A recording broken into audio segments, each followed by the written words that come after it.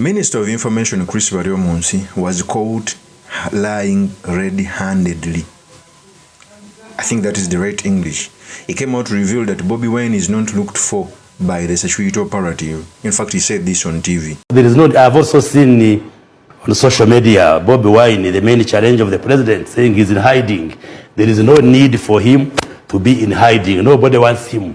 He's not under pursuit by police or the army or security or the state. I am now speaking as the government of Uganda that he's free to come from wherever he's hiding, to come to his home and just stay at home and be calm and observe law and order. That's it. He was not the only candidate in the race. The others are at peace. So he should stop the drama, the theatrics, trying to cause a story where there is no story. The presidential elections, parliamentary elections are now done.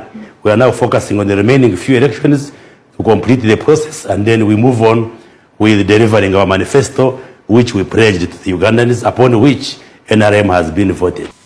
That is Chris BARYOMUNSI.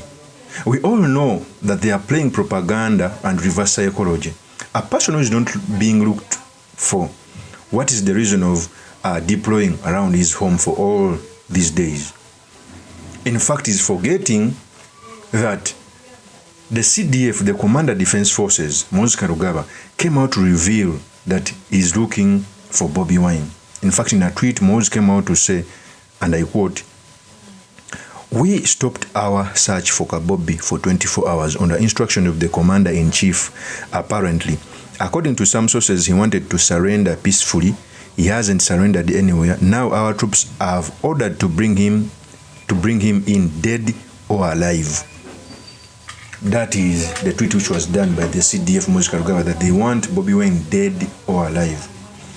The language that is being used, the discord that is being sowed, the division that is being sowed, I guarantee you that it will be used one day.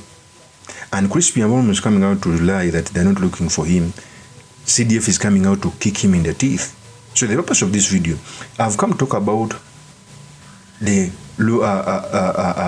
looking for of Robert Kyagulanyi, what it means for our country, and most importantly, the sedimentaries we can learn from the politics of our nation. But before I do this, I want to let you know that if you're new to this channel, please subscribe. And if you're watching this video from a different platform, please head on to YouTube, type in Sula Mawagali. There's a lot of content of this nature.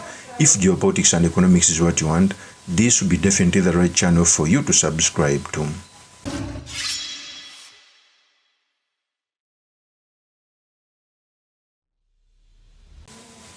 First of all, it is so unfortunate that if you're given a position to lie for this regime, some people should learn to lie smartly, because the CDF not once, not twice has come out to say that he's looking for Bobi Wine's balls. For the minister to come out and say they are not looking for him, he's even lying.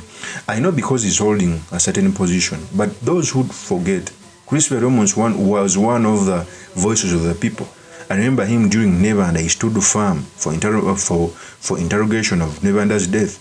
Now he cheers on discord, he cheers on unconstitutionalism, he cheers on bad governance. And it's so unfortunate. These people should understand that empires fall because of what is happening now.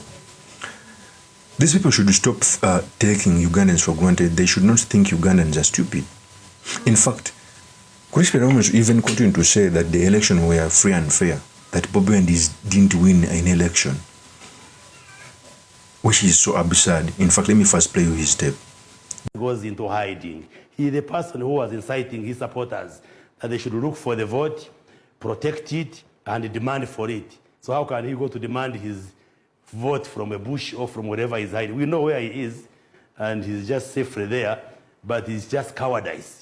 He can go to courts of law if he thinks he has evidence that he was rigged. In my own district, Kanungu, he garnered 12,000 votes, which is a big percentage, yet he didn't even have agents. His own candidate who had showed up for woman MP withdrew from the race.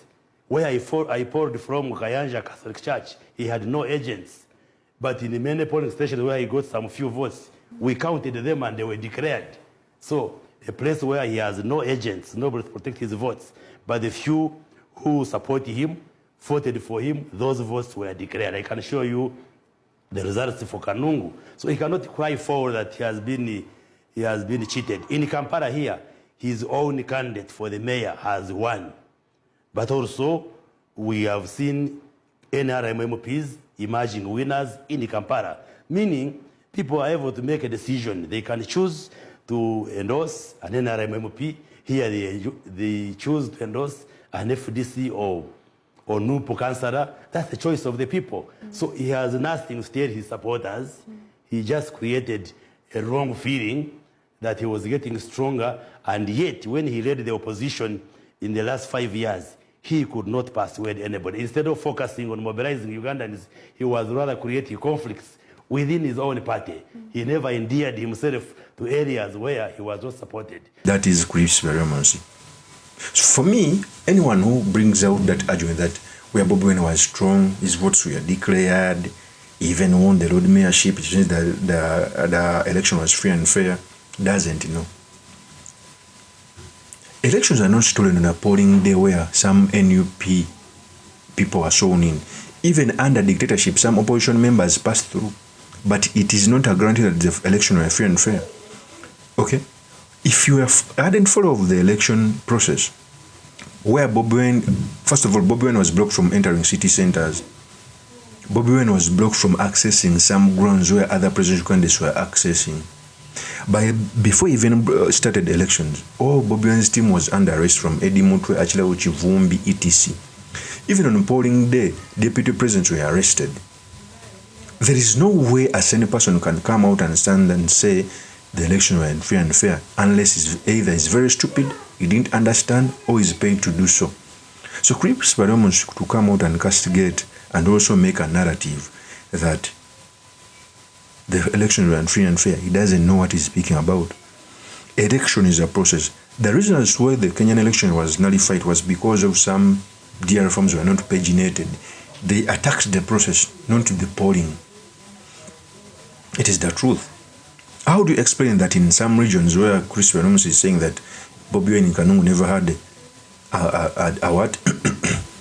An election observer or an agent? How do you explain that even some agents that were supposed to guard the vote, they were all abandoned up by the police and taken away so that DR forms can be concocted? In Western Uganda, the coordinator of Western Uganda, on election day, was taken away. Even up to now, they don't know where he is right now. And now they are coming out to say that Bobi never had agents. Fine, okay. Let me assume even if he never had agents, does it guarantee you to steal elections?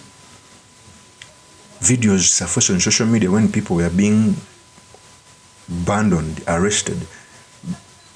Balls were being ticked in favor of a certain candidate. So Chris BARYOMUNSI should understand that Ugandans are not stupid. We all know what happened in this election. Of course, that's my opinion. My name is truly Mr. Makindi, Kabia Sulaiman Mawagali. If you're new to this channel, please subscribe, like, and comment so that I can be motivated to do more of such videos. I'll see you on another one. Peace.